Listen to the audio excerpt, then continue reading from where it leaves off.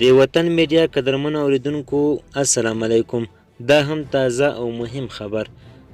سهیل شاهین د امریکا په وړاندې سختې خبرې وکړې. په قطر کې د طالبان د سیاسي دفتر غړي او ویان سهیل شاهین د امریکا په وړاندې سختې خبرې وکړې او د بندیزونو دوام یې پر افغان ملت خورا ظلم وباله. سهیل شاهین چې د امریکا له لوري روان بندیزونه د ټول افغان د مجازات په معنا دی او دا هیڅ د بشر حقونو د ملاتړ په معنا نه دی او امریکا باید له دې کار څخه لاس واخلي. په ورته وخت کې د بشري حقونو یو شمېر فعالانو هم له امریکا غوښتل چې د افغانستان کنګل شوې پیسې ازادې کړي ترڅو د افغانستان اوسنی بشري وضعیت سم او افغانان هوسا شي. تېره ورځ په کابل کې یو شمېر ښاریانو لاریون وکړ او له امریکا څخه یې وغوښتل چې د افغانستان کنګل شوې پیسې خلاصې کړي. دوی وویل چې افغانان په سخت وضعیت کې دي او امریکا دې لومړی باید دې وضعیت ته په کتو پاملرنه یا دې پیسې ازادې کړي.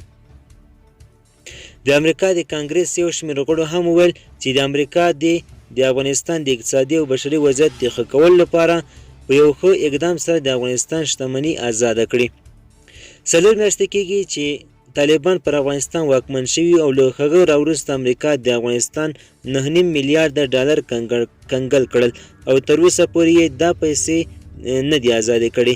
اوس طالبان په دې لټه کې دي ترڅو د افغانستان په اړه یو ښه انځور نړیوال ته وړاندې کړي، خو تر اوسه هیڅ یو هیواد د طالبانو حکومت په رسمیت نه دی پیژندلی او نه یې هم په وړاندې کوم اقدام کړی.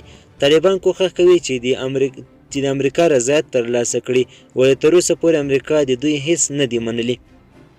طالبانو په اسلام آباد کې د اسلامي همکاریو سازمان کې د طالبانو د بهرنیو چارو وزیر امیر خان متقي له امریکا او نړۍ وغوښتل چې د دوی حکومت په رسمیت وپیژني او همدارنګه د یو ترحم له لارې له افغانانو سره مرسته وکړي.